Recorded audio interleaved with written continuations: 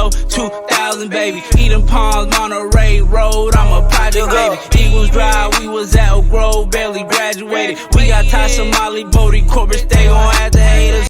What is going on, everybody? Welcome back to another episode of the New Media Podcast. I'm your host, Ya. We hope you enjoyed the last episode because, as always, today's going to be an even better episode. Of course, I got the whole crew with me. Everybody's in the house today. Week 18 just got wrapped up. And of course, we're going to talk about it, but I do got to say one thing before we move on. We have a very, very special announcement coming at the end of this video. So, of course, stick around and tune in for that. But with that being said, temperature check. How's everybody doing today? Playoffs.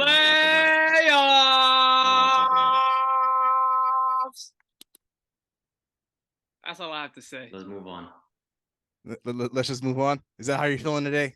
Yeah, I'm not feeling talking about playoffs, man. You don't want to. We're definitely going to address the elephant in the room very, very shortly. But let's just go ahead and jump right into Week 18 of the NFL season, the first 2020 for our first season in the books. For our first game, we have the Kansas City Chiefs beating the Las Vegas Raiders 31-13. Nah, these guys are trolling in this game. These guys are doing trick plays, running around in circles. I mean, just total disrespect. Is the Chiefs, like, they thoroughly controlled this game. It was never a contest.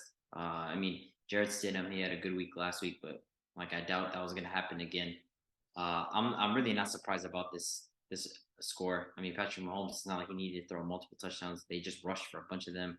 Like, that whole play was just so disrespectful to me. Like, personally, like, if I was a Raiders player, like, I'm going out with I'm hitting someone, because there's no way you're about to just do ring around the rosy on me for a play and still somehow score. So, I mean, the Chiefs thoroughly dominated this game, so I'm not surprised they're going to playoff form. We're going to have to see how they perform, but these guys, Mahomes he wrapped up his MVP case. He already had in the bag a couple weeks ago, but this is just icing on the cake, so.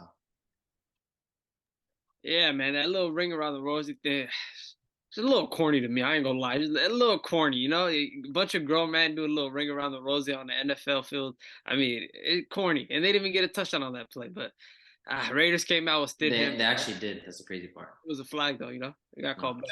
I mean, yeah, but they still ended up. I mean, no 7 though, but it's still corny. But Raiders, you know, starting Stidham, it really didn't do much like he did last week compared to what, you know, his first start. It wasn't too much. But the Chiefs, like I'd be said, a rush for 170 yards. Pacheco, McKinnon, they were just running the ball a lot this game. And Mahomes had an okay game, but he already wrapped up MVP. They wrapped up a home field number 1 seed, and let's see after this bye week for them, see how they come back and respond to one of the teams they face.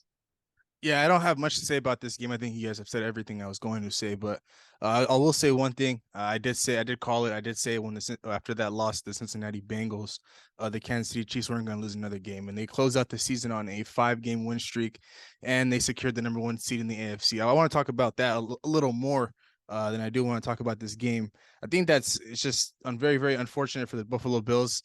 You know, for a team that has been playing all season to secure that number 1 overall seed, to secure an AFC championship game in Buffalo.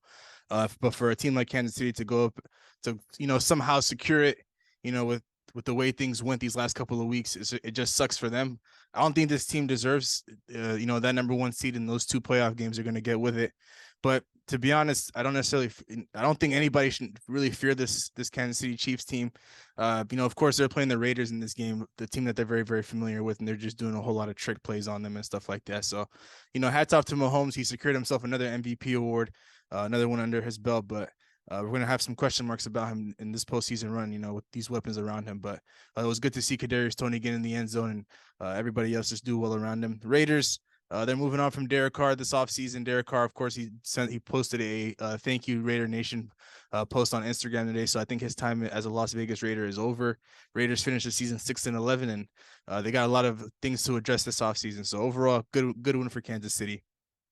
Well, we'll go ahead and move on to the game of the night on Saturday. We have the Jacksonville Jaguars beating the Tennessee Titans 20-16. Trevor Lawrence will officially be making his playoff debut this weekend. Yeah, so, you know, Trevor, we've been praising him all season, and rightfully so, especially since week 9. He's been playing phenomenal throughout the second half of the season, absolutely willing his team into the playoffs. But in this game, it wasn't him that was the star of the show. It was the Jaguars defense. I mean, first half it was looking like Josh Dobbs was finding his spot. Like he was hitting his wide receivers, just getting the ball to Derrick Henry, just putting him in good positions. Overall, just taking what the defense was giving him. Trevor Lawrence, I mean, I don't know if it was jitters or just nervousness, but he just didn't look settled throughout the night. I thought it was just a first half thing, but the entire game just wasn't able to find his spots. But the defense absolutely balled out in this game. In the second half, they did a phenomenal job. They had the scoop and score for the touchdown, and shout out to the officials for not ruling that play dead, because that could have just killed the momentum. But they got a touchdown on that play. They kept them in check, and so the defense was the star of the show. And so I'm excited to see Trevor Lawrence in the playoffs. He knows he has to play better than that. But sometimes you just need your defense to show up, and that's what they did in this game. Yeah, the defense showed up big. They had a fumble return for touchdown. I think it was Josh Allen that scored it. But to speak on Trevor Lawrence, been playing phenomenally well since week 9. And he finally had a bad game. His throws, it doesn't look like it on the stat sheet, throwing for 220 yards and a touchdown, no interceptions. But him him missing a lot of throws that could have resulted in a probably more far cushion game than that they expected. But hey, they're in the playoffs in that, with home field advantage against the Chargers, and one hell of a season for them. One hell of a season for them to flip it around like how they played last year, and they're playing phenomenally well this year. So it was a good win for them, winning by 4. Shout out to the defense for finally stepping in and helping Trevor Lawrence after a bad week. But hey, I don't expect this next week. I expect them to come out, start hooping again. So we'll see. Man, before I even jump in and talk about the Jaguars, this Tennessee Titans team, they're ending the season on a 7-game losing streak. It's just a crazy way to end a season like this. But to speak about this game, of course we could point out the obvious. Trevor Lawrence didn't play great at all.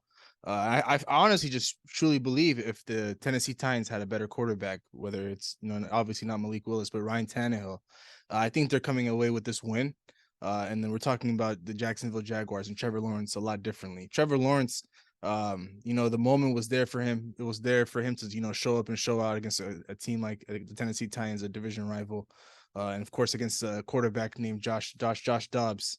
Of course, we all thought he was gonna, light it up, being at home and stuff like that. But of course, that wasn't the case. A couple of missed throws here and there, but like Abdi said, man, sometimes even when you're not at your best, you just need your defense to be at its best, and that's exactly what happened with Josh Allen and scooping and scoring towards the end of the game. So overall, it's a very, very good one for the Jacksonville Jaguars. Trevor Lawrence does know he needs to play better because he can't get away with this type of performance come playoff time where it's just one and done. So overall, good one for them, and we're going to be seeing them in the playoffs this weekend. But that wraps up our Saturday games. We'll go ahead and move on to our Sunday slated games. We'll talk about the first game. The Atlanta Falcons at home beat the Tampa Bay Buccaneers 30-17. I mean, I have to give credit to Big H for this one, because like he did say that this was going to happen. And like initially, like it seemed like the Buccaneers, like they were up 17-10, if I'm correct. I was like, okay, they're going to like win this game. And then I believe they did pull their starters, correct? They did. In this game. They did. And so, I mean, it flipped the momentum. And like, I want to shout out Tyler Algier, the running back. Like, a lot of people have been talking about this. Like, he probably had the most quietest 1,000-yard season from running back like I probably have ever seen. Like, not a single word. Like, this guy, 24 rushes, 135 yards. Like, especially in the second half of the season, he's been absolutely balling out. And so they know they have a future there at running back. And Desmond Ridder, he kind of showed me something in this game. 224 yards and 2 touchdowns. And this team is very young. Next year, they're going to get Kyle Pitts back, and they have Drake London and Tyler Algier and Desmond Ridder. So they definitely have a good future. For the Buccaneers, I mean, this game was meaningless. It had no effect. The starters played well in the first half, and so it really didn't mean much. This game had no implications on anything. So.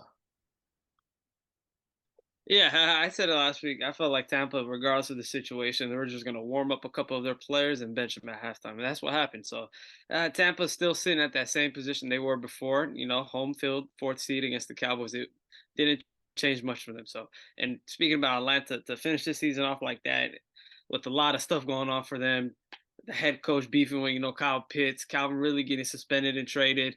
And, they don't have a quarterback, but the end of the season well. I felt like the defense put something together in the end of the season. They started playing good. And like Abby said, Tyler Algier, we've been speaking about him these last couple of weeks, and he had one of the most quietest 1,000-yard season.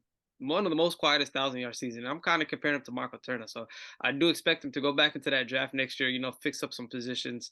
Maybe try to upgrade on receiver and try to help the offense more. But we'll see what happens. Yeah, not much to say about this game. I think you guys have said it about the Atlanta Falcons. They played a great game. Algier did his thing. Desmond Ridder wasn't too bad in this one as well. But for the Tampa Bay Buccaneers, finishing the season 8-9, clinching a playoff spot, winning their division, and a home playoff game. It's just crazy to say. Nobody would have thought that in the beginning of the year. But overall, it's a good one for the Falcons. Finishing the season 7-10. They do know that it's just going to be a long uphill battle. It's during this rebuild process, they got a lot of pieces that they need to fill. And I feel like they'll probably address that in this offseason, in this upcoming draft. So it's a good way for them to end off the season on a 2-game win streak, beating the Arizona Cardinals last week and then the Tampa Bay Buccaneers this week. So it's a good one for them. But we'll go ahead and move on to the next game. The Buffalo Bills at home beat the New England Patriots 35-23 and shatter Bill Belichick's dream of making the playoffs. Well, first, I have to give some credit to Bill Belichick for this season. I mean, this guy, like, it doesn't matter what happens, what you give him, what's in front of him, he somehow finds a way to make it work. And like, if the previous 2 games before this, if the results had been different, like, we'd be talking about the Patriots completely different. We'd be talking about them being in the playoffs and their matchup. And so, I mean, those games against the Raiders just completely messed them up. But still, I have to give credit to Bill Belichick. But initially, Mac Jones in this game, he was playing well. I will give him credit for that. It was a 14-14 game in the first half. And in the second half, I mean, the Bills just wrestled away control. And just this is the type of Josh Allen. Like, this is the type of performance the Bills, like, I kind of expect them for the playoffs. Like, I feel like slyly in the AFC, they're not in that top. People are not considering them enough in that top 2 contender spot. I feel like a lot of people have the Chiefs and Bengals ahead of them. And so the Bills, they understand that, and that they need to rise the level of their play to this if they really want to win the playoffs and win the Super Bowl. And so, I mean, Josh Allen, if there's ever a year that he had a great chance, it's this year. So, I mean, I'm curious to see how that ends up for him. But on the Patriots side of things, man, like, I still have questions about Mac Jones. I understand he played well in the first half, but I don't believe in Mac Jones as a starting quarterback, a franchise quarterback. I believe he'll be a solid game manager, but that's really it for him. So yeah. Yeah, good win for the Bills, man. They came out, it was Josh Allen had a fantastic day, and then we got to speak about those 2 kick returns, man. Nyheim Hines, if I'm right? Yes. Yeah, he just exploded on those 2 kick returns, just took the roof off the building. So that plus, second half, Mac Jones, the defense forcing 3 turnovers, forced him to throw the ball 3 interceptions. Felt like this one got away from the Patriots low key. You take the 2 kick return touchdowns off the board, and the game's a whole different story. So it was a good push from Nyheim Hines to come up this week and start off the game for a big touchdown, and then come out the half again and do it again. It's kind of wild to me. It's pretty crazy. But hey, this Patriots season, I feel like Belichick, he mustered what he could with this offense, and he did what he can. And I feel like without those 2 games against the Raiders, and the second one was against the Commanders, if I'm correct, where he fumbled on the 5-yard. Oh, Cincy. There we go, Cincy.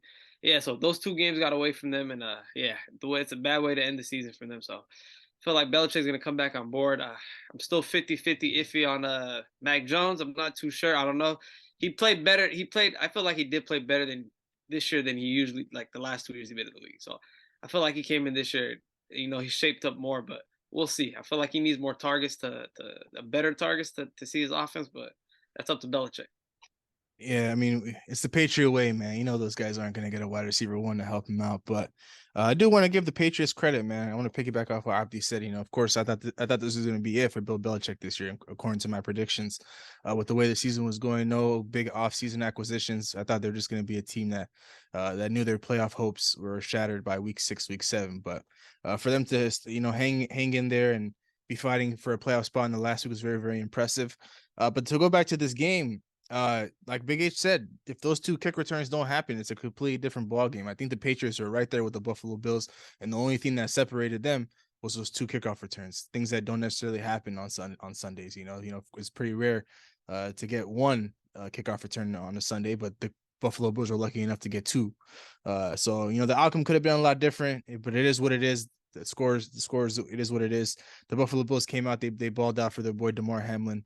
from start to finish. These guys are, it was a little bit of a battle going back and forth, but just what separated them was those two kickoff returns, and of course the defense stepping up, forcing Mac Jones to throw 3 interceptions. But that's just Mac Jones trying to make plays for his team, putting the ball in dangerous spots. Yeah, sometimes it happens where he throw the interceptions, but this game he was competing. I was watching a lot of this game on Sunday, and he was showing a little bit of fight, and so I got to respect that. But for the Buffalo Bills, man, it's a good one for them, but for them to be missing out on the 1 seed, like I said, it hurts a lot because their chance, now if they end up matching up with the Kansas City Chiefs in the AFC Championship game, the game will be played at a neutral site. So, everything that they've been working for all season. Of course, the main goal is a Super Bowl, but you always want to lock up the number 1 seed in the AFC and secure 2 home playoff games. And now the Buffalo Bills they're only going to be playing, I think, 1 or 2 home playoff games, and that's about it. AFC Championship game, it's up in the air depending on who they play. But overall, to get back to this game, it's a good one for Buffalo. They've been trending in the right direction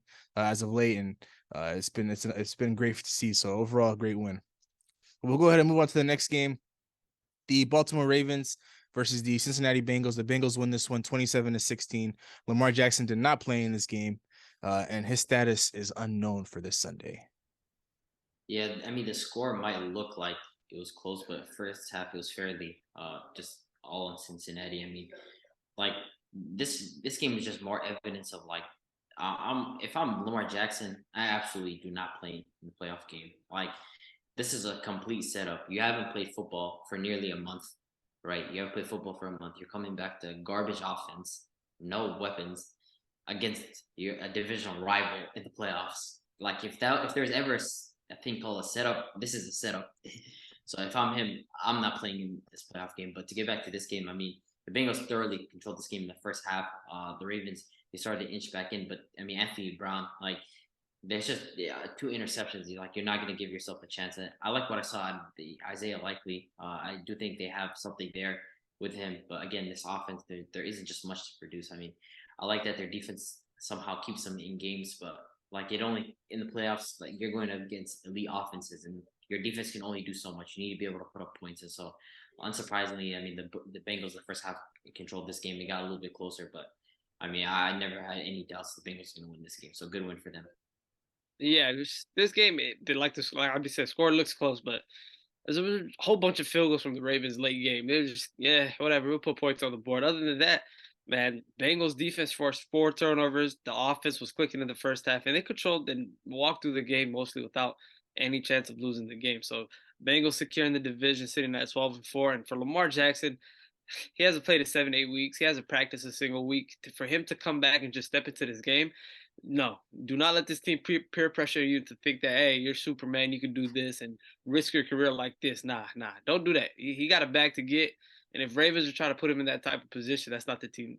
That's not the team to play for. So, hopefully Lamar doesn't play this week, and good one for the Bengals.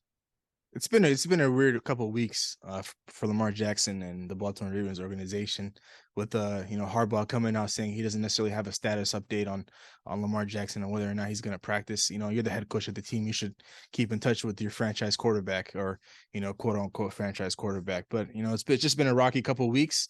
But to get back to this game was just a tale of 2 halves. The Bengals, they were just trying to ball out in the first half. They're playing for pretty much nothing. I believe they secured the number 3 seed in the AFC, if I'm not wrong. And they couldn't necessarily, with the win, with the Kansas City Chiefs winning on Saturday night, the Bengals knew they couldn't, secure that one seed. So, they played for the first half. They were dominating the first half, and in the second half, pretty much took their foot off the gas. Not a lot of the guys are making like big heavy plays. Joe Burrow didn't necessarily have his greatest game, and but I do got to give credit to the Baltimore Ravens defense for sticking in there and hanging in there, giving the offense a chance at least to make the game a lot closer. That's exactly what they did. But overall, for the Cincinnati Bengals, they're going to the playoffs. The Ravens are going to the playoffs, but of course they have 2 different outlooks going on. So the Bengals clinched the 3 seed in the AFC. Ravens, they had the 6 seed locked up for quite some time now, and so the 2 teams out of the AFC North will be making the playoffs. The Bengals did clinch their division with this win as well. So overall, it's good for them, and I'm excited to see Joe Burrow once again in the playoffs. We all know what he did last year, and he's playing a lot better this year compared to last year. So it's going to be really, really interesting. But we'll go ahead and move on to the next game. We have the this one was interesting, but the Houston Texans beat the Indianapolis Colts 32-31. They converted a 2-point conversion at the end of the game on like an 84-yard drive, game-winning touchdown drive for them. But they missed out on the number 1 overall pick. This is hilarious, bro. Like, you do all that for the entire season. You're dog shit for the entire course of the season. You're a terrible team. Just to somehow miss out on the number 1 overall pick, like, like I would be heated. Like, why do we lose all those games for? But I mean, the Texans, like, what is their court direction? Like, do they want to go to quarterback this early? And the reason why I say that is because, like, you can go for a D lineman, right? You can go for a Jalen Carter, or like Will Anderson, whatever one's available for you, right? Then, like, personally, I would tank again and get a guy like Caleb Williams the next year. I feel like you're going premature, but at the same time, I do think the Bears might trade down, which is what I was gonna bring up. I do feel like the Bears are gonna end up trading their pick because I feel like they don't want to go quarterback, but we're gonna have to wait and see. But I mean, talking about this game, like, if you look at the box score, it was just nasty. There's, like, I think combined 4 or 5 picks in this game. Like, both, like, I think it's more of a disappointment for the Colts. Like, when I look at them, what have they gained the last 2 seasons, right? This season they traded for Matt Ryan. Like, it's a huge disappointment. I'm pretty sure all of us had them winning the division. We thought with Matt Ryan they're gonna get an upgrade on Carson Wentz, and the next thing you know, Sam Ehlinger is playing in your Week 18 game, and he's dog shit. So, I mean, 2 interceptions. This guy did absolutely nothing. He did have his 2 touchdowns, but Zach Moss really was the one that played well. I do think they have something there, but of course, Jonathan Taylor. I mean, the jury's still out on him. Was it a Mickey Mouse 2-year run for him? We're gonna have to wait and see. But I mean, this was just a complete. This is not even a mid off. This was garbage off, and somehow they produced 60 points together. So I ain't gonna lie, I did not watch this game one bit. All I tuned in was to see Houston win the game, and they just fucked up their pick like that. They had the first pick. Now they went down to the second or the third. Second pick. I mean, to be fair, even if at number 1 they were going to take a quarterback regardless, or if they did take a quarterback, number 2 is no different. You got the Bears not taking a quarterback. Maybe if they do trade it or not, they still get the second pick. It's hey, you go out, you know, you don't, hey, I don't want to play. Let's get the first pick. Let's tank. They went out with some dignity, you know what I'm saying? They got the second pick. They went out with some heart. So that's all I gotta say, man. I do got to give credit to the Texans for getting, well, what they were playing for this entire season. These last like 3 or 4 weeks, they've been competitive as hell. They've been, been in games where, of course, we thought they were going to get blown out. They're staying in, they're staying in close games, in those type of games. And then, of course, you have this type of game where, so last week of the season, the chances of you getting number 1 overall pick going into this week probably at like 98%. But you come in and you just put up 32 points, and you go on an 84-yard drive toward in the fourth quarter with like a minute left, and you score a touchdown and get a 2-point conversion to win yourself this game. So I do got to give him credit there for showing a lot of fight these last 4 or 5 weeks.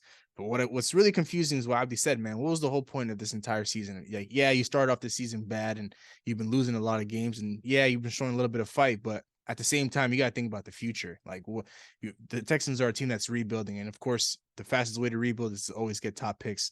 And you had the number 1 overall pick. And like Big A said, I know it doesn't make any sense. Like, it doesn't necessarily matter if the Bears just keep their pick and don't get a quarterback. The next quarterback, the best quarterback available, falls to the Texans.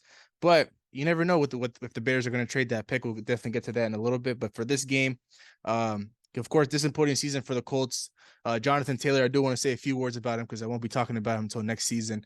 Worst fantasy player I've ever drafted at number 1 overall pick spot. I'll never draft him again. He's on my ban list, and he just didn't have a great season. It was a fluke, in my opinion. He won't be able to produce that type of season or even come close to it in the future. And then for the Colts, they need to just get a quarterback this offseason. They need to address the elephant in the room. Carson Wentz experiment didn't work out. The Matt Ryan experiment didn't work out. Jeff Saturday probably won't be the head coach going into next year.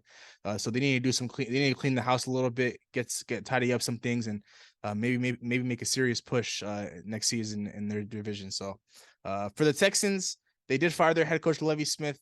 So I feel like the Houston Texans players were playing for a little bit more for him. knowing that it was going to be his last game. The Texans parted ways with him roughly a couple hours after the game, after winning this game. So I know the front office was probably upset with the way that this game went. You know, of course, trying to tank for that number 1 overall pick. But Lovie Smith wasn't having that this week. You know, knowing that he wasn't even going to be the head coach the next day. So overall, it's a good one for them, and they have a lot to work. They have a lot of work to do this offseason.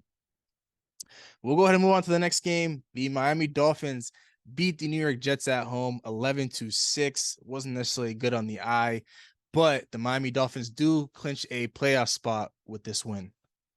This is such a horrific game, man. Like, this was just a terrible game. Like, absolutely awful. This is a matter of who has a better kicker. Really, this was just the game about. I mean, for the Dolphins, like, yeah, like they made the playoffs. That's great and all, but like two was probably not going to play.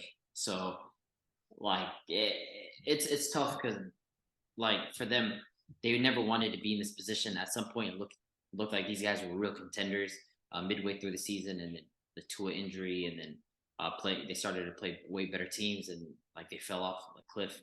But it's good that they made the playoffs because it would have been a huge disappointment for them to do all that, get all that stuff in the offseason and the midseason acquisitions of Bradley Chubb, and just do a bunch of those moves and not to make the playoffs. And so on the other side for the Jets, I mean, yeah, it is kind of disappointing that they started off so great, that their defense kept them in games. But I mean, those guys are really young. They have a bright future. I mean, they have Sauce.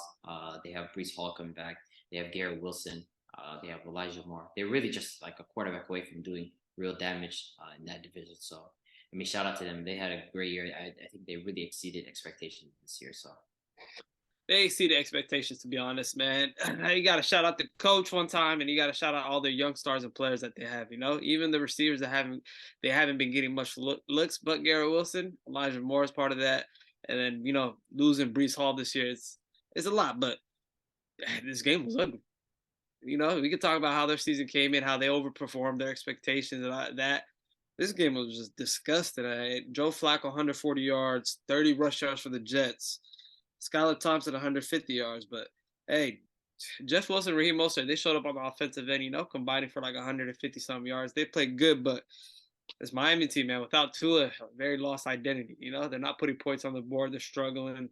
It's a lot of, it's a lot of mishaps going on. So we'll see what happens next week in the playoffs. They already ruled out Tua, so I don't really expect much from Skylar Thompson, and I don't expect much for them to put up a fight at all. So I would say the Jets exceeded expectations for about 12 weeks. Going into the game against my Minnesota Vikings. After that, it's been a very, very tough sledding for them. I think they finished the season on y'all off. barely beat him. I know, but regardless, that's where the downfall started. After that loss, they went on to lose an additional 5 more games on top of that. They closed out the season on a 6-game losing streak. So I think they did pretty well for themselves in the first 12 weeks of the season, but for the second half of the year, they went back to the good old Jets that we're familiar with, losing a lot of games that there's, of course, they're probably supposed to win with the way the first half of the season went. And then, of course, you got a couple tough matchups against, the Buffalo Bills, Jacksonville Jaguars. But to come into this game, you're playing the Miami Dolphins without their starting quarterback, without their backup quarterback. Skylar Thompson's understanding he's their third string quarterback, and you only managed to put up 6 points. Regardless whether you wanted to throw Zach Wilson there, you wanted to throw Joe Flacco in there, Mike White. I'm not too sure what the status was up with him, but overall, it's just a very, very bad way for the Jets to end their season this type of way. Losing to a division rival and letting them, clinch a playoff spot. When you had the opportunity to kind of shatter their hopes, I thought they'd play with a lot more fight on the offensive end, but to only muster up 6 points, 2 field goals. It's just pretty much flat out embarrassing. And to speak about the Miami Dolphins, of course, without Teddy Bridgewater, the offense is going to look ugly. You're not going to get the heavy plays, the big plays from Tyreek Hill, from Jalen Waddle. You're going to have to you're going to have to look and find your offense from different guys. And, Jeff Wilson and Raheem Mostert stepped up big in this game. It was just enough to get them to win in this week's matchup.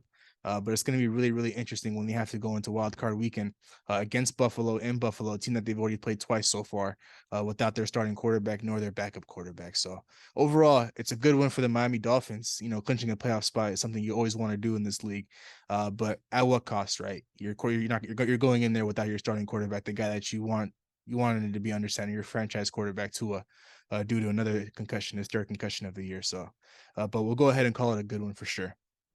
But we'll go ahead and move on to the next game. The Carolina Panthers beat the New Orleans Saints at home, 10-7. Man, another nasty box, another game I was just discussing. But in this game, Sam Darnold did not play great. He had 2 interceptions. I mean, like absolutely nothing went well for him. But on the other side, I am happy to see Alvin Kamara finally have a good game after so long. I mean, like Big H mentioned, like the Saints don't deserve this guy. Like this guy's too talented for this roster. I don't know what the future holds for the Saints in terms of those two main pieces in Michael Thomas and Alvin Kamara. I feel like Michael Thomas is probably done for sure. Alvin Kamara is another piece to me that just needs this. He needs to leave this team. This team just doesn't suit him as it is.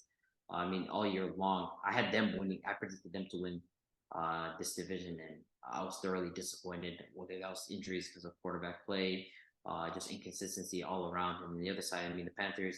Like I like that little two-headed running back committee that they got going on, Chuba Hubbard and Deontay Foreman. But other than that, I mean, their wide receiver didn't do much in this game. It was just a very, very struggle game. But overall, it is a good win for the Panthers. They did end the season out on 7-10, so they weren't particularly horrible.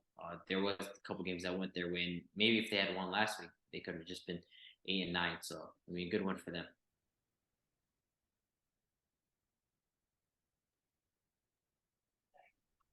Yeah, this Panthers Saints game was pretty nasty. I felt like the Saints were up 7-3 to like the fourth quarter, and then Panthers came back and won the game. But there's not really much to speak about this game. I want to talk about Alvin Kamara a little bit. They finally fed him the ball the last game of the season. I felt like that's the go away gift for him. He had 23 touches, 107 yards rushing, and I felt like that's more than what he had all year long. That's more than any type of touches he's been getting. So it was a positive there, but I felt like that's his last game. And the Panthers, that Chuba Hubbard and Dante Foreman do it, man. They got they got to get a little brand going on for them. They've been cooking up 171 rush yards. Sam Darnold shitted the bed, 43 yards and 2 interceptions. Like playing backyard football. So it wasn't much to say about this team. But Panthers, the Saints, both 7-10. I feel like both teams do need a quarterback to step in, and there's a couple more pieces missing for the Panthers. But the Saints, I don't know, man. This team, Michael Thomas, Kamara, there's a whole lot going on with the quarterback system. I just don't think the Saints they're gonna figure it out anytime soon. So good one for the Panthers, a good way to end the season for them, and we'll see what happens next year. Yeah, this game was ugly from start to finish. The only bright spot from this game that was just something interesting to watch for 10, 20 seconds was Davenport from the Saints going at it with Deontay Foreman. Those two guys fighting and then getting ejected. That was the only interesting part of this game. This game was ugly from start to finish. Somehow the Carolina Panthers were able to march down the field and, put themselves in position to get a walk-off field goal. But overall, not much to say. Good one for the Carolina Panthers. But I do want to say that the New Orleans Saints are looking to restructure Michael Thomas's contract. So I think they're trying to keep him around if they're able to agree to a good number. And then for Alvin Kamara, I think Big H, you highlighted this a couple of days ago when we spoke about this game. Forget him just rushing the ball. Alvin Kamara is one of those dual threat running backs that that can run the ball and catch the ball. But I feel like we haven't seen him catching the ball a whole lot this season. He really didn't do much in the receiving game, something that he's very, very elite at, I would say. So it was just a bit weird to see this entire season. And I think this might be it for him as a New Orleans Saint. It wouldn't make sense to keep him around on this roster.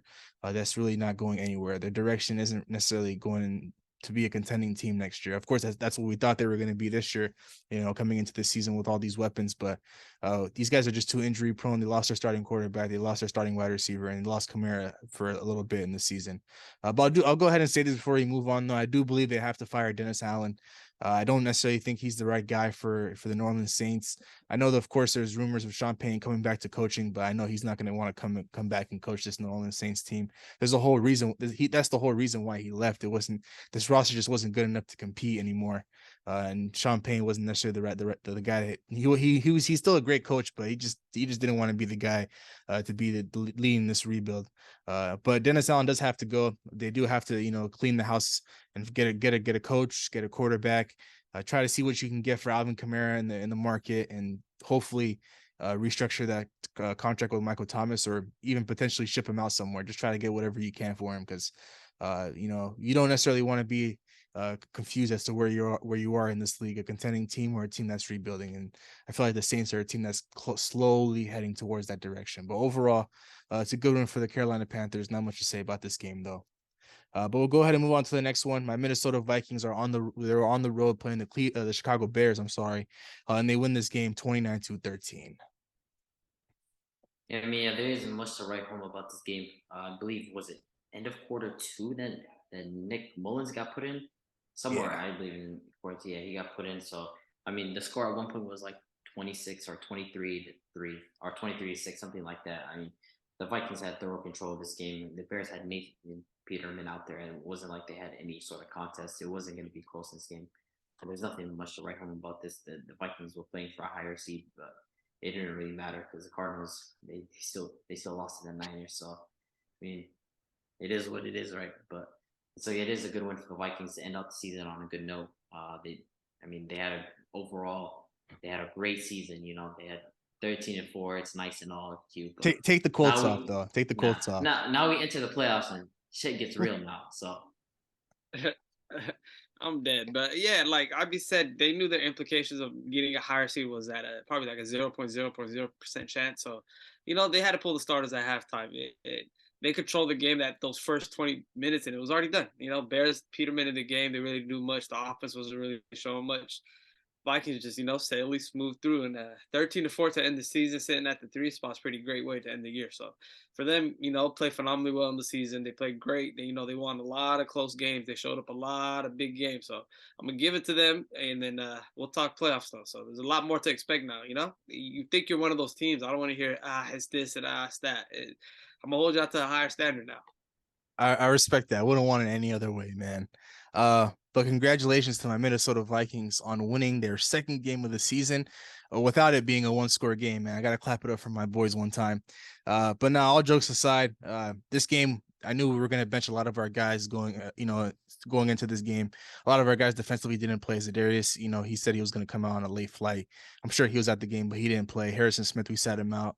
And then, of course, we pulled all of our main guys at halftime. That's exactly that was the way to go. It was a smart move by Kevin O'Connell.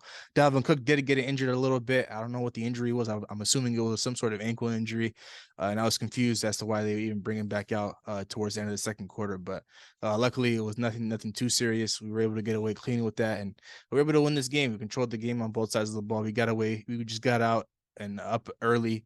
We just never looked back, and our defense did step up. We forced a lot of turnovers this game. Something that we've been doing very inconsistently, I would say. In the middle of the season, we were great at it. Second half of the season, not so much. But it's the playoffs. Whatever happened in the regular season is behind us. All the one-score games, all the games where we lost, we got blown out. It's all over now. Now it's just one and done. You gotta show up for one game each and every week and see if you're just better than the team in front of you. So overall, it's a good one from my Minnesota Vikings. Of course, Justin Jefferson will not be touching 2,000 yards, and he will not be breaking Calvin Johnson's record this season. But for him to finish the season off with 1,800 yards, leading the league in receiving yards this season, and finishing with 9 touchdowns, just a very, very special receiver, man. I'm lucky he's on my team, and I think he's solidified himself as the best receiver in this league, only 3 years into the league. So I think it's very, very crazy. I think there's another level that JJ can tap into. I feel like we'll see a little glimpse of that this playoff run that we're going to go on. So overall, good win from our Minnesota Vikings. But we'll go ahead and talk about the last 10 o'clock game on Sunday between the division rivals, the Pittsburgh Steelers and the Cleveland Browns. The Steelers win this game 28-14. Man, initially it seemed like the Browns were going to do real damage to the Steelers' playoff hopes. Of course, the Steelers needed a couple things to go their way, but like initially it looked like the Browns were playing well and everything, and then the Steelers' defense locked in. Man, they got 2 interceptions on Deshaun Watson. I mean, another season where the Steelers have a winning record. I just don't understand how they do it. Maybe midway through the season, we're talking about like what direction are these guys headed to, and yet somehow they ended the season with a positive record. So of course, shout out to Mike Tomlin. He does it every year. Even if these guys were literally 0-8, they're going to somehow finish 9-8. They're just going to finish out the season on a positive note. And, I feel like they do have something there with Kenny Pickett, Najee Harris, and George Pickens. I don't know what's up with Deontay Johnson. I still rate Deontay Johnson highly, but I just don't know what happened this year. No touchdowns on the season, but I do think he is a premier talent at the wide receiver. And on the other hand, I mean, it's not a good loss to end the season for the Browns. You want to end the season on a positive note headed to next year. But again, I expect the next year for the Browns to be much, much better with Deshaun Watson rounding into form, but he wasn't particularly great in this game. So good win for the Steelers. Great one for the Steelers to end their season with Kenny Pickett, man. I mean, he went 7-1 if I'm correct in his last 8 starts. The only loss was to the Ravens. I'm not too sure. I got to double check that, but I'll fact check that for you while you're talking. it's 1, 2, 3, 4, 5, 6, 6-2. Yeah, they've been playing well, man, and they cooked the Browns. I expected the Browns to put up a better fight with Nick Chubb. Deshaun Watson had a horrible game. He threw 19 for 29, 2 touchdowns, 2 interceptions, 200 yards. It wasn't very well, but shout out to that defense and shout out to Mike Tomlin staying positive again. Above 500, Once again, this guy just consistently knows how to stay above 500. And if the Jets pulled through for them, they would have made the playoffs, but yeah, we know what the Jets quarterback situation was like, so it wasn't too well for them. But hey, still ended. I felt like they ended their season well. I felt like Kenny Pickett, they got their quarterback. I feel like for him to evolve, they got to build the O line around him. And the way Najee turned this season around after the first 6 weeks, it's been fantastic. So they got some building pieces, man. I expected to regroup with the O line, come back next year, and trust Kenny Pickett. Yeah, I do got to give this Steelers football team credit, man. 7-2 in their last 9 games after the bye week, and they close out the season above 500, saving Mike Tomlin's record above 500 season. So got to give him their credit there in this spot. And for the Cleveland Browns in this specific game, they came out a bit sluggish. I had a feeling that they weren't gonna be able to sweep the Pittsburgh Steelers in a single season. Normally, that doesn't happen between division rivals. And the Steelers defense, of course, they stepped up when they came to play. They really pretty much harassed Deshaun Watson all day, really forcing him to make bad throws and just closing in on the pocket, getting after him a lot. But for the Pittsburgh Steelers, man, the outlook for them, yeah, they missed out on the playoffs on the last week of the season, but you still finished off the season above 500. And of course, a couple of other games could have gone your way if you really look at it, but you can't. It will, push the season behind them. They got to go into this offseason. I'm not too sure what their salary cap is looking like in terms of how the money is going to work for them if they have a lot of guys tied up under contract. But they do got to make some moves. Of course, like Big H said, fix that offensive line for them, help out Kenny Pickett and Najee Harris. Maybe add a couple more studs on the defensive side of the ball. Pair up somebody with Minkah Fitzpatrick and stuff like that, and TJ Watt, and then you might be cooking something because they already have the weapons on offense. George Pickens, I feel like he's stepping into that wide receiver 1 role for that team. Deontay Johnson, no disrespect to him, but I feel like he's just a very, very good wide receiver too. He really can be a wide receiver 1 on any team or any championship contending team. He's a very, very special talent, but I feel like his skills and all that really just fit the mold, really just mold a wide receiver too. And I feel like him alongside George Pickens could be real damage going into next year. So overall, it's a very, very good one for the Steelers. Of course, they came into this game trying to win regardless of whether or not they were going to make the playoffs. But to close out on the season 7-2 is just very, very impressive. But we'll go ahead and move on to our 1:00 games now. We have the Denver Broncos beating the Los Angeles Chargers 31-28. Maybe, just maybe their sign of life for the Denver Broncos. I mean, Russell Wilson had probably his second best game of the season. 283 yards, 3 touchdowns, and he had an interception. But overall, the Broncos entirely as a unit, they played really well. Latavius Murray had a 100-yard game. Jerry Jeudy, he ended off the season in a very strong note. These last 3 weeks, especially, he had 154 yards in his last game. And maybe there's some life in Russell Wilson. Maybe, just maybe, he's not the worst contract in the NFL.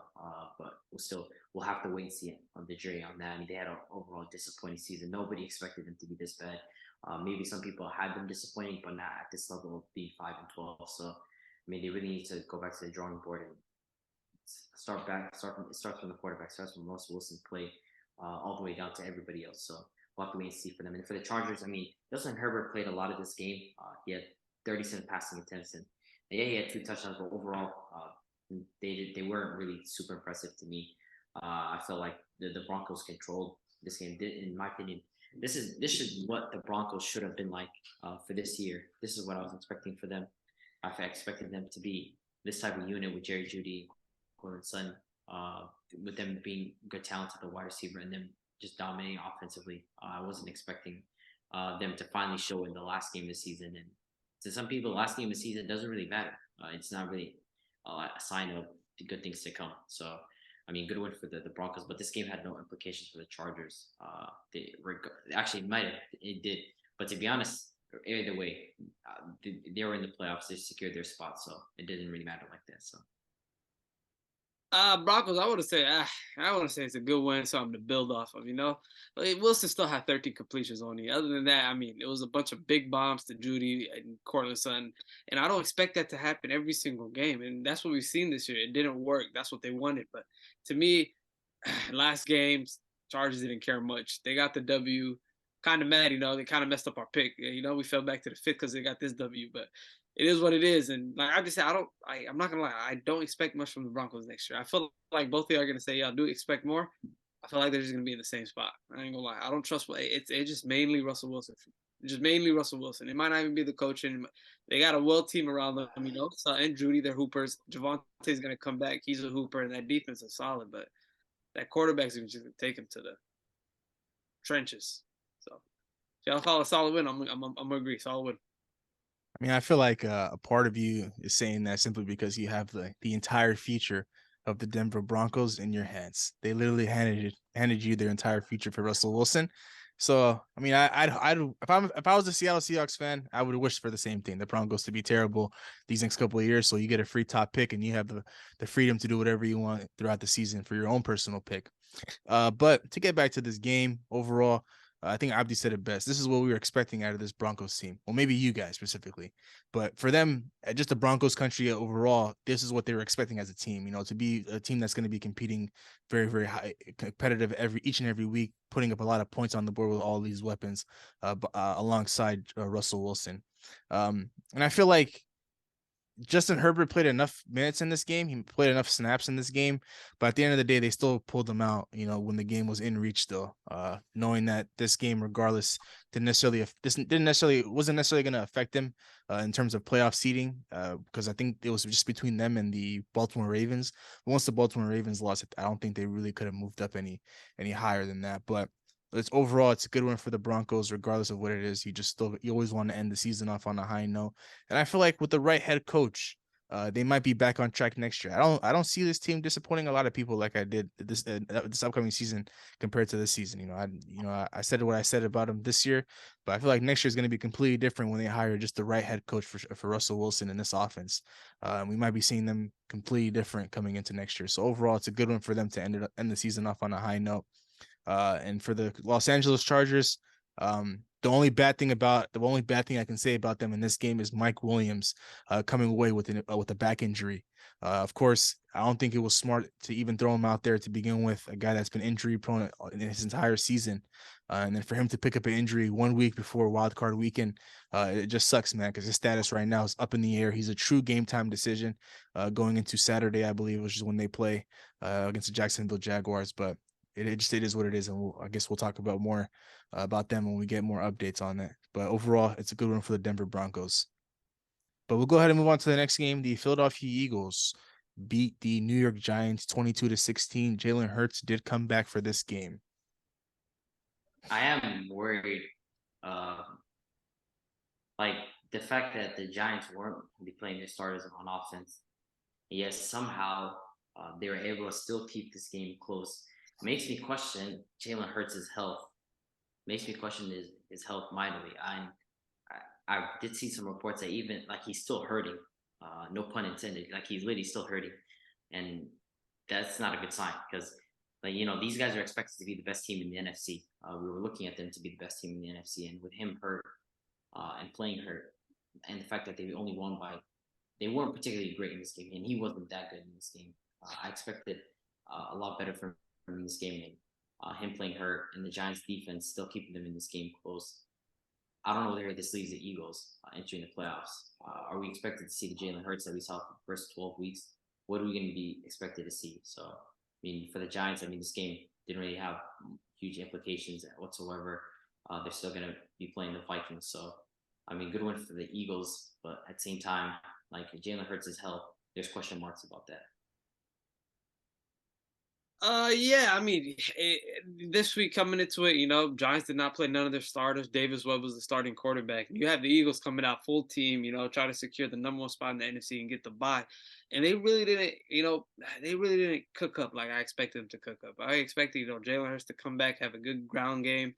He only had 9 carries for 13 yards, 20 for 36. I think like 220 pass yards and a touchdown. It wasn't really much from him this game. He may be still hurt. Who knows? Or you don't know if he's hurt or not. But coming to the playoffs next week, they got a bye week. I mean, for them, it's perfect for the Jalen Hurts situation. Get him to rest, get his shoulder healthy, and him to come back even more healthy than he is right now. And we'll see what happens that second round. But Giants, man, I do expect them to make some noise against the Vikings. I can't wait. I cannot wait. They played them last time. They barely lost. It's gonna be a physical game, and we're gonna see what happens. So good one for the Eagles, but a little iffy to me. I'm not gonna go ahead and take the bait on that one. We'll talk about wild card weekend when the time is right. But to get back to this game, this is what happens when you have to force your starting quarterback, your franchise quarterback who's been injured for a couple of weeks, to go out there and try to secure the number one seed in the NFC for you. We all knew that he wasn't healthy coming into this game, and he wasn't even, like, I would say, 50% of himself on the field on Sunday. There was no reason for the Philadelphia Eagles throw him out there besides the fact that they had to secure this number one overall seed. With teams being down their neck, the Niners and the Cowboys were right there with them. But it just sucks. It is what it is. If Gardner Minshew was just able to take care of business these last couple of weeks, of course, we all gave him the pass for losing to Dallas, even though he put up a better fight that week in comparison to the week against the Saints. The Philadelphia Eagles could have just rested Jalen Hurts for 3, 4, 5 weeks, 4 weeks, going into the second round of the playoffs. But now he came back. He didn't look great at all. He didn't throw for a touchdown. He threw an interception. To be in a one score game with the Giants, who had pretty much nobody out there, it's just a little bit concerning for the Philadelphia Eagles. Because everything goes with Jalen Hurts. Wherever Jalen Hurts goes, that's where the Philadelphia Eagles go as a team. And he put that talk to rest, where any quarterback can come in and do what he does. When Gardner Minshew came in, he put that talk to rest. This is Jalen Hurts' team, and he's the motor to this team. He's the engine. Without him, this team is nothing. They're not even half of the team they are right now. So overall, it's a very, very good one for the Philadelphia Eagles to lock up the number one seed in the NFC, securing home field advantage throughout the playoffs. But once again, at what cost? You had to bring your starting quarterback back from injury, who wasn't 100%, and now he probably gets a week of rest, and then he has to come back out there and practice and play in another game the following week. So it's going to be really interesting to see. But hopefully Jalen Hurts is able to get healthy this next week, and he's going to be ready to go going into next week. We'll go ahead and move on to the next game. The San Francisco 49ers beat down the Arizona Cardinals 38-13. This game started off with a 70-yard touchdown to AJ Green from, I think, David Blau was a starting quarterback this week. And then pretty much it was all downhill. I mean, are we really surprised about this result? I mean, we had, other than the AJ Green touchdown, which didn't make sense in my head, how was that even possible? The guy's like 30-something, or 34, whatever.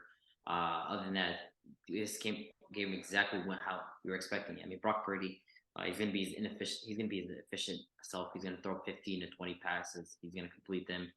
He's going to get his 3 touchdowns, and really that's it. And then they're going to get their ground touchdowns. And this one, it wasn't even McCaffrey that really got touchdowns. It's actually Elijah Mitchell, who it's nice to see him back and on. Even receiving wise, I mean, Christian McCaffrey, he caught a touchdown, and George Kittle 2 touchdowns. And he's really enjoying life with Brock Purdy compared to Jimmy Garoppolo. I don't know. Ever since Brock Purdy came in, George Kittle's just been eating, whether that he's picking up yards or whether he's getting touchdowns. And they really need George Kittle to be a weapon for them if they really want to go far in the playoffs. On the other side, I mean, the Cardinals, man, congrats, Big H. They may not have finished 5-12. They just finished one less win though. So you're practically right there. one less win. Perfect. So I mean, it's just an all-around disappointing season for the Cardinals. They fired Cliff Kingsbury. I mean, which was what we were expecting, but I don't know. This team, like, it needs a whole retool. So we'll have to wait and see. Yeah, man, Arizona Cardinals.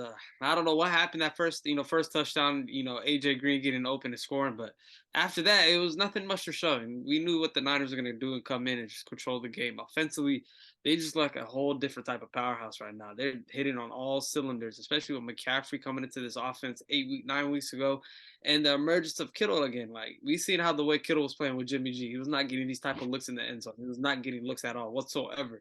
He's more involved in the pass game, and it just opens up the game much, much more for them.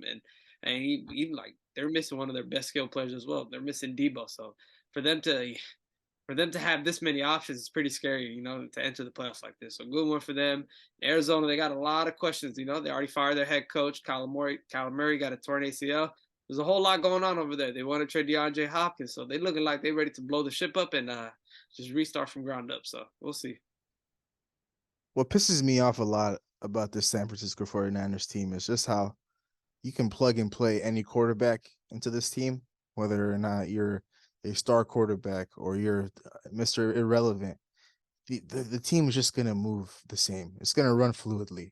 There's not going to be a hitch or a hiccup here and there. The offense is going to look the same, and the defense is going to look the same. I was watching this game a little bit, a lot more than I was supposed to, just because just in case if the Arizona Cardinals are gonna miraculously pull out a win on the road. But there was a couple of drives where the Arizona Cardinals would come out and then, of course, turn over the ball, put the Niners in prime position to score, and of course, the Niners score. I think that happened maybe a couple of times where David Blau threw very, very stupid interceptions in bad spots. It's just this defense is always going to put this offense in prime position to score. It's so easy it's so easy as an offense when your defense is getting interceptions and putting you at the opposing team's 40-yard line. Like, how are teams supposed to stop that? Like, the defense is going to play one hell of a job. It's just making life for the offense a lot easier, which just pisses me off, man. But overall, it's just a very, very good win for the San Francisco 49ers. They are the hottest team in the NFL. There's no doubt about that. We can all agree there. I think they're riding off on a 10-game win streak right now. And I think maybe Brock Purdy might be on a 4 or 5, maybe 6-game win streak since the Dolphins game. So he's been doing his job steadying that ship. But the defense, got to give credit to them. They've been balling out. I feel like as an offense, though, they've been putting up like 25 plus so easily now. Whether it's through turnovers and pick sixes and fumble recoveries and stuff like that, or whether it's just Christian McCaffrey going off and George Kittle. I know for a fact he does not miss Jimmy Garoppolo one bit. And his role in this offense now is something that we've been expecting from him for quite some time now, where he's a true weapon, one of the best tight ends in the league when he's doing his thing in the receiving game and finding the end zone a lot. I feel like he's been having these 1-2 touchdown games so consistently these last 4 or 5 weeks. It's just going to be really, really hard to stop this team, man. And hey, it starts with you, Big H, and your Seattle Seahawks. You guys get the first crack at them, third time so far this season. And of course, we're all looking forward to that matchup. But overall, this is a very, very good one for the Niners. The Cardinals, you guys have all said it. I won't repeat it. They have a lot of work to do this offseason. And of course, we'll have all eyes on that. We'll go ahead and move on to the next game. The Seattle Seahawks at home beat the Los Angeles Rams 19-16 in overtime. And with this win, the Seattle Seahawks have secured themselves a playoff spot. I was hearing Geno Smith was not clutch. I was hearing Geno Smith is not that guy. I was hearing a whole lot of Geno this, Seattle's this. They suck. They're not making playoffs. They don't make the playoffs. They're failed expectations. They're horrible. Da da da da. Yeah, I can't hear anything anymore. Crickets. Crickets now. It's just crickets. But listen though, Geno Smith, man, clutch Gene. You know what I'm saying? In the end of the game, I feel like the first half it wasn't too well. We didn't play too good, but the second half he turned it up, especially that last 15 to 20 minutes of the game, especially that fourth quarter, he turned it up. So to see him hoop like that towards the end of the game, shout out my guy Kenneth Walker, man, big overtime play with the runs. They couldn't stop him. And Jason Myers, on that field goal, that was his first field goal missed of the year, last kick of the game, and he missed it. But Geno Smith got the ball in overtime. He did what he had to do. Kenneth Walker did what he had to do. We won the game. So we in the playoffs. We here. We made it. No failed expectations. But hey, what a season. And it continues on this upcoming Saturday, and I hope it continues on next week. So let's go Seahawks, baby. See us rise.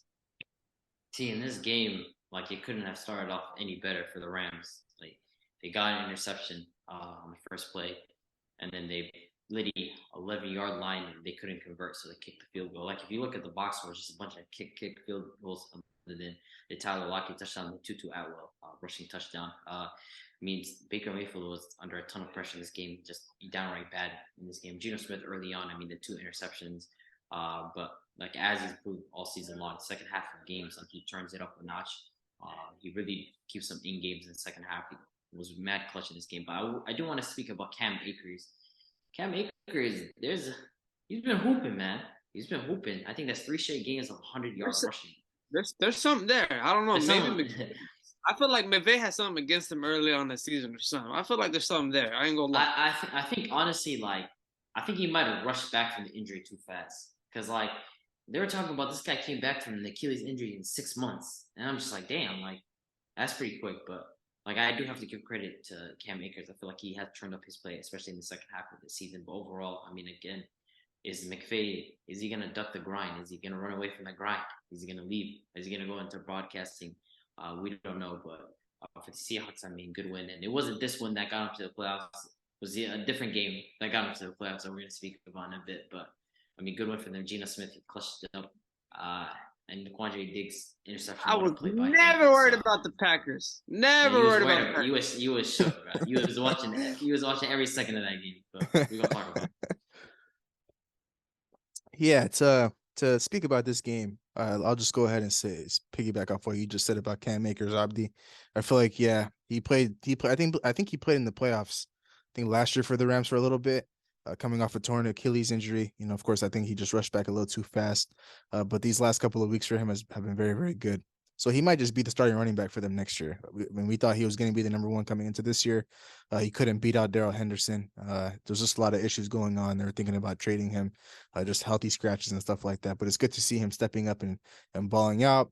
Sean McVay, this is where your true colors are going to show, man. When you don't have a superstar team, when you don't have your starting quarterback, your wide receiver, Aaron Donald, Jalen Ramsey, all these guys, even Von Miller and OBJ. It's just who you are as a head coach. Just a coach that's very, very smart and can put his team in great spots and great opportunities to win, but can never really seal the deal and win a championship without that super team. I guess we'll have to find out this season, depending on what he does. But his status as a head coach for the Los Angeles Rams is very, very pretty much up in the air.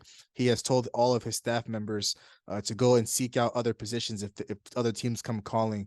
Don't even think to ask me if for approval. You got my approval. You go ahead and find a better job for you because I might not be here as a head coach. But to go ahead and get back to this game. Geno Smith, of course, he had his up and downs in this game, throwing 2 interceptions to Jalen Ramsey, 1 being on the first play. I thought this game was pretty much pretty much over for the Seattle Seahawks with the way it was going. But to stay in there, to battle it out, to get key stops time and time again. I got to give the Seattle Seahawks a lot of credit there. They did their job pretty well. And Quandre Diggs, man, he just sealed the deal in overtime. So evil though. He was pointing the ball to Bobby Wagner. Saying, here, you want the ball. He could have ran up the field for an additional maybe 20, 15 yards. Like, it's just so evil of him for him to do that. But hey, man, it is what it is. Geno Smith, he was able to make a couple more plays and then put his team in field goal range. But it's a good win for the Seattle Seahawks. I do want to say this though. I know in our last week's episode, I mentioned how if they don't make the playoffs, this season was going to be a failure. I'm going to take accountability for that right now. I'm going to go ahead and say on the record I was wrong. The season is not a failure for the Seattle Seahawks. Now that they've clinched the playoff spot, that was just my one big if. If they clinch a playoff spot, it's not a failure. If they don't clinch a playoff spot, it is a failure. But they did clinch a playoff spot, so the season is not a failure. But will Geno Smith be the franchise quarterback for them? That's a completely different discussion, and we don't necessarily need to have that right now.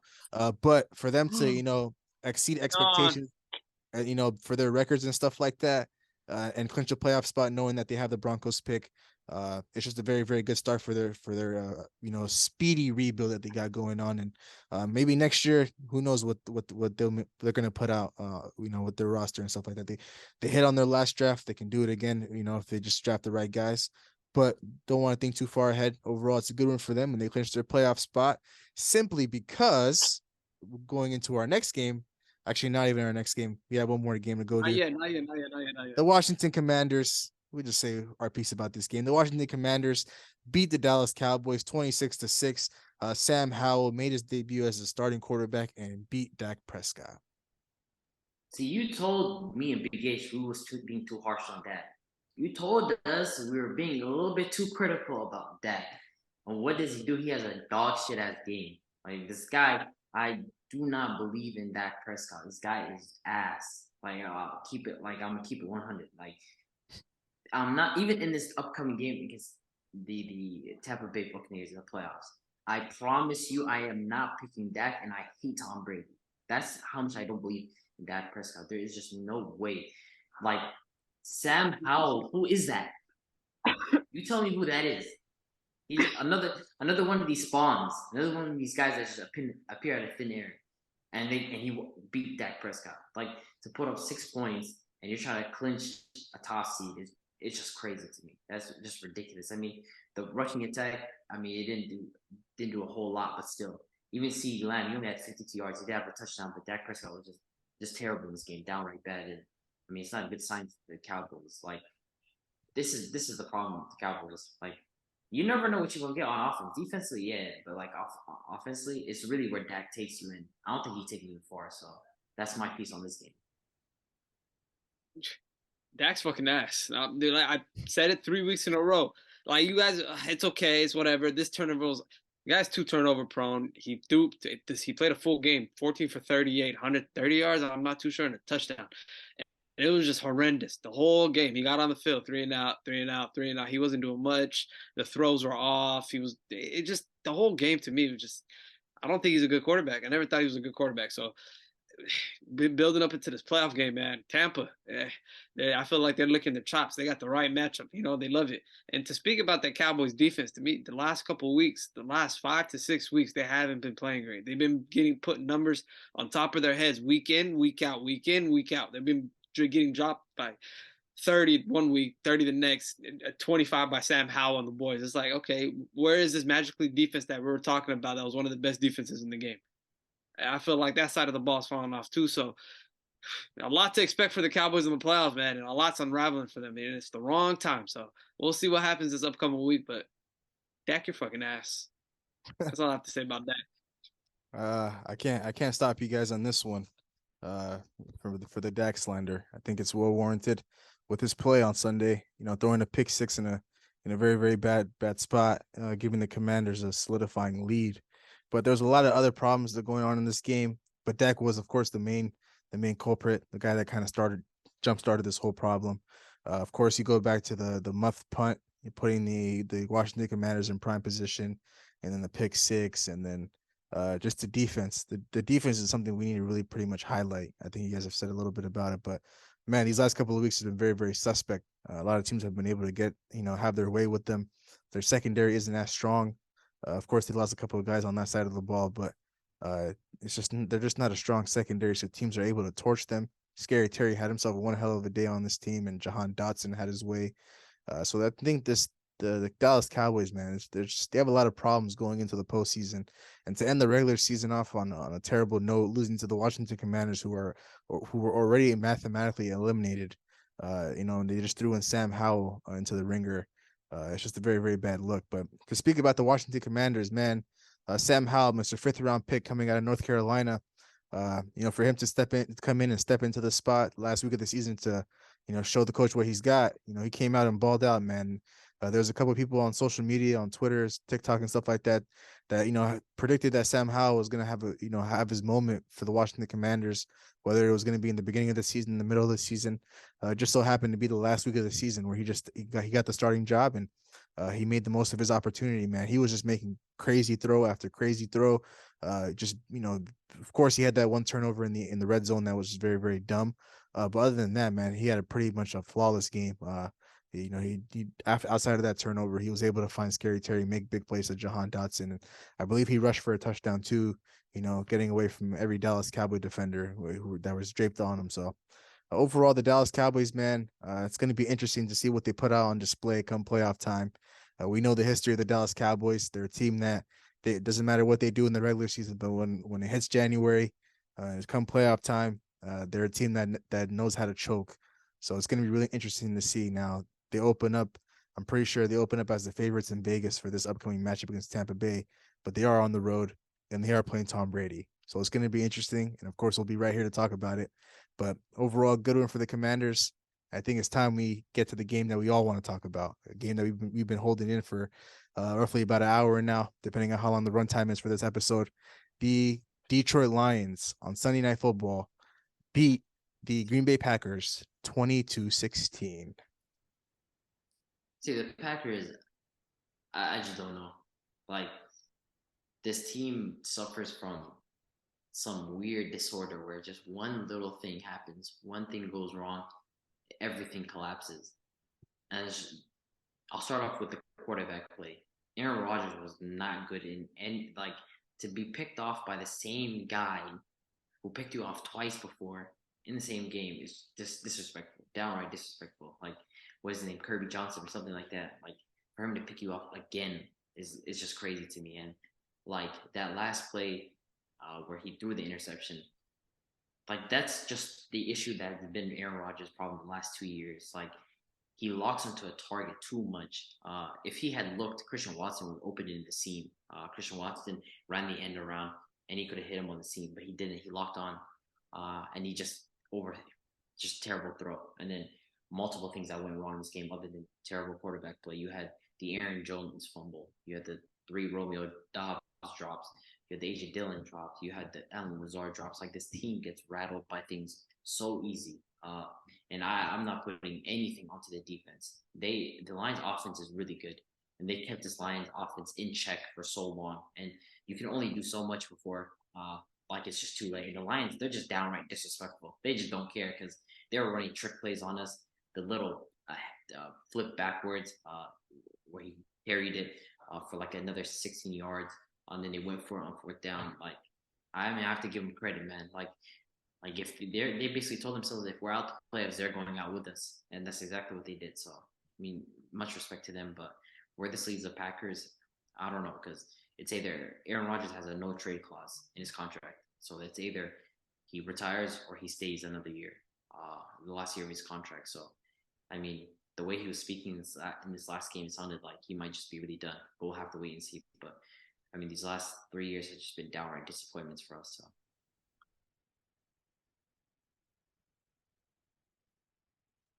Shout out Aaron Rodgers, man. Shout out the Packers, man. They came clutch for us this week. I ain't gonna lie. They came big time clutch for us this week. You know what I'm saying?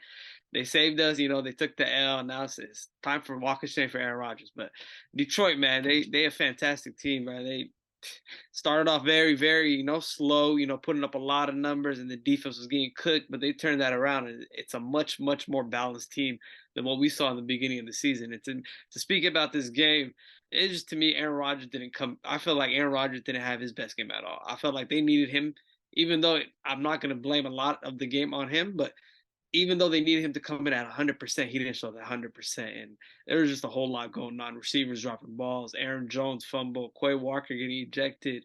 And then Rodgers, to But me, how's my guy gonna cry on national television? Like, bro, what? He cried. Like, why? This guy, like a kid, he got ejected and he just like started slamming the wall. Yeah, I don't know why he did that. By the way, a grown ass man, but Rodgers, man, that's his second time game. That's his second time getting ejected, by the way, this season. Second time. That guy, it's time for. I felt like it's time for him to go. Quay Walker is just doing that, and they just get emotionally crazy like that. It's wild to me. It's crazy, but Rodgers, man, 17 completions and that interception.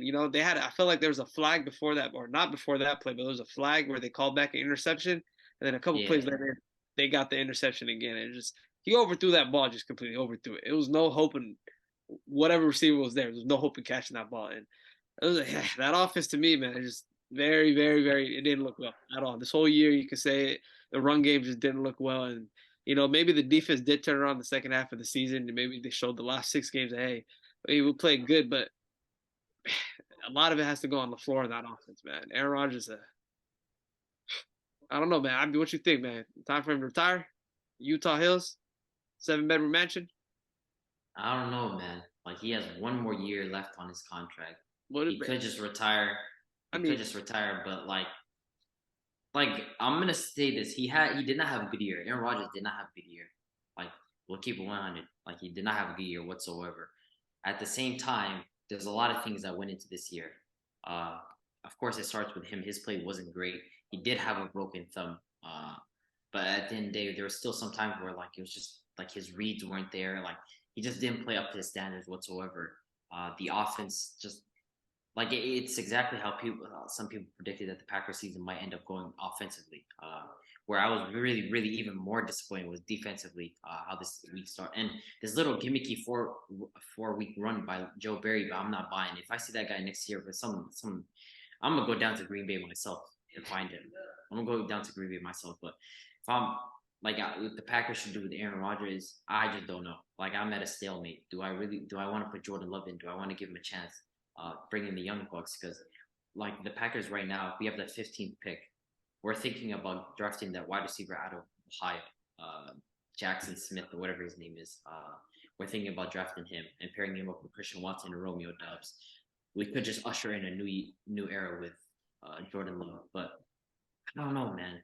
Like it's a love and hate relationship with Aaron Rodgers his last 3 years. Like it's like, damn, do I really want to see a franchise quarterback gone like that? Like, do I really want things to end? It's like that toxic ex. So it's time, man. I'm just I don't think you guys are gonna put him in a better position for him to win. You guys are not gonna upgrade your options. I just felt like the team's gonna be the team what it is from this year. I don't think it's gonna change. So I mean, for me, it's just yeah, it's time for him to go. He brought y'all a Super Bowl. He got a whole lot of money, but NFL is not for him no more. I mean, I kind of wish we had an emergency episode just to see Abby's emotions after this game, and of course, Big Hit your emotions as well, clinching a playoff spot. But I gotta say this. Of course, I had my field day with this game with the Green Bay Packers, a team I really despise.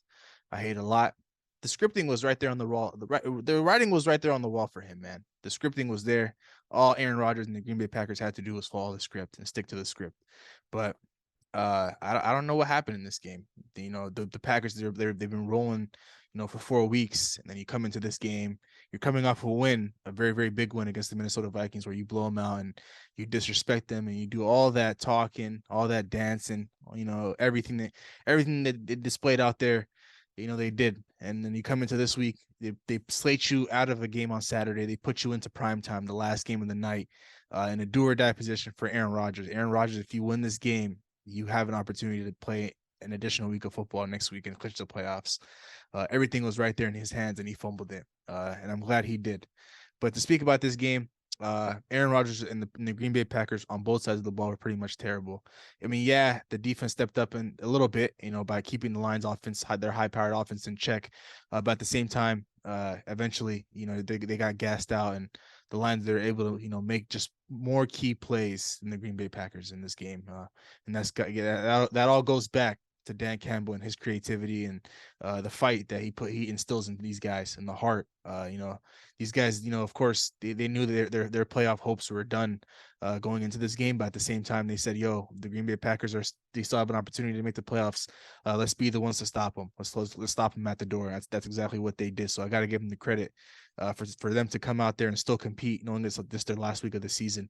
But I mean, the end of the season off at 9-8, so credit, hats off to them being above 500. They can build off that for the future. But for Aaron Rodgers, of course, the speculation begins whether or not he's going to be the starting quarterback next year for the Green Bay Packers or starting quarterback anywhere, really. But I'm not going to buy it. I'm not going to buy this retirement talk. Everybody just needs to, step away from the game for a little bit. I feel like Aaron Rodgers needs it the most. He's going to have a very, very long offseason. I wouldn't be surprised if he retired and came back in like 6 weeks, like Tom Brady did, and be ready to go in training camp. But for what franchise I believe, I just don't believe it'll be for the Green Bay Packers. I feel like his time in Green Bay is over. It was nice while it lasted. Of course, I said this 4 weeks ago before they went on this little miracle run. Maybe it might be time to give Jordan Love some run. Move into a different direction. Just say Aaron Rodgers. It was nice. It was nice knowing you. We had a good relationship. But at the end of the day, it just didn't end. It just didn't end well. Of course, they won one Super Bowl, but they've been chasing that Super Bowl high for over 10 plus years, and Aaron Rodgers has never been able to get back to that point in his career. He's always been coming up short. And that's just probably who he's going to be moving forward. I don't know what team you could throw him onto. He's going to elevate your team and make you Super Bowl contenders. I'm not buying. I'm not buying that Aaron Rodgers can still be elite in this league anymore. We saw a little bit of the downfall this year. I feel like anywhere he goes to, there's going to be a team out there that's going to believe deep down that Aaron Rodgers still has the talent in him to be that MVP quarterback we saw. What was it last year? I just can't see it anymore, man. So it was a sight to see the Green Bay Packers collapse on prime time, especially with the way they disrespected my Minnesota Vikings last week, and it's just like all that for nothing. You do the gritty against Justin Jefferson, and you go on your bench and you start shouting to the fans like get him out of here, and it's just like for what? Like you did all that. Roger Goodell gifted you these games and these wins, and all you had to do was win one more game and you clinched the playoffs, and you couldn't even do that. So Allen Lazard looks like he's going to be out of the door this year. I don't think he was enjoying his time in Green Bay. So the Green Bay Packers, they're going to be looking like a completely different team next year. And whether it's for the better or for the worst, it's a direction that they have to go in now, especially with missing the playoffs now. Overall, it's a good one for the Detroit Lions, but the Green Bay Packers, man, it is what it is for them. Aaron Rodgers and Randall Cobb walking off Lambeau Field for the very, very last time, potentially. It's not a sight to see for Green Bay Packers fans, man. But that pretty much wraps up Week 18 of the NFL season. I want to go ahead and talk about our record predictions. I don't necessarily have my lucky notebook with me with all the numbers, but I can confirm for sure that none other by yours truly, your host has won the cash prize for our predictions. I think I won by 1 point, and the deciding factor came down to the Denver Broncos and the Los Angeles Chargers game. That was the last game between me and Abdi. Abdi had some key wins in the 10 o'clock slate games. He had the Miami Dolphins winning. You had I think you had the Carolina Panthers winning, teams I didn't have winning it. And, they came down to this game. You had the Chargers winning. And I was so happy when they pulled all their starters late in the fourth quarter, man. Man, that was a tough one. Like literally 3-point game. It ended 28-31. I was like, damn, like there goes the game for me. So it is what it is, man. It is what it is, man. But, of course, take Cash App, Zelle, PayPal, any of that. But jokes aside, it was one hell of a season, man. That wraps up our first regular season. 2022 NFL regular season is in the books for us. Of course, we enjoyed every single episode, giving you our recaps, giving you our previews, all of our award predictions, everything. We really enjoyed it to the fullest. Now it's playoff time. Of course, we'll be right here to talk about it all.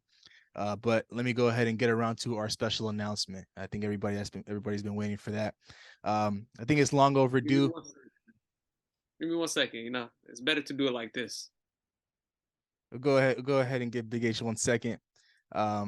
But it's long overdue, man. I think everybody's been waiting for all of us to be in the same room under one roof at one time, giving the fans a live episode, a live show. But it's time. Our next episode. Yes, don't worry, I'm just downstairs. Abdi's downstairs. We're all under the same roof. We have live episodes coming for you these next couple of weeks. So of course, be on the lookout for that. Our next episode will be our wild card weekend prediction, the preview for that. And of course, we have our long overdue NBA episode, but we decided to push that back a little bit, knowing that we're all going to be together for these couple of episodes. So we really hope you enjoy this episode, and of course the next two. Just enjoy the show, man. But with that being said, of course, I don't think we have any final words. We'll just go ahead and wrap things up here. Thank you so much for tuning into today's episode. We really appreciate your love and support. We'd really appreciate it if you like, comment, and subscribe to our YouTube channel at New Media Podcast. For those of you For those of you that are watching us on YouTube, all of our social media handles will be in the beginning of this video. And if you're listening to us on Apple and Spotify, if you go to our Instagram page at New Media Podcast, you'll be able to navigate yourself to all of our social media handles there. So once again, thank you so much for tuning into today's episode. Really, really hope you enjoyed this one, because I know you'll enjoy the next one. Peace. Record a new hit, then we making us a film. Wouldn't sign a deal if I got a couple mil. Been in the lab, now they throwing out deals. Me and now H, now that's overkill.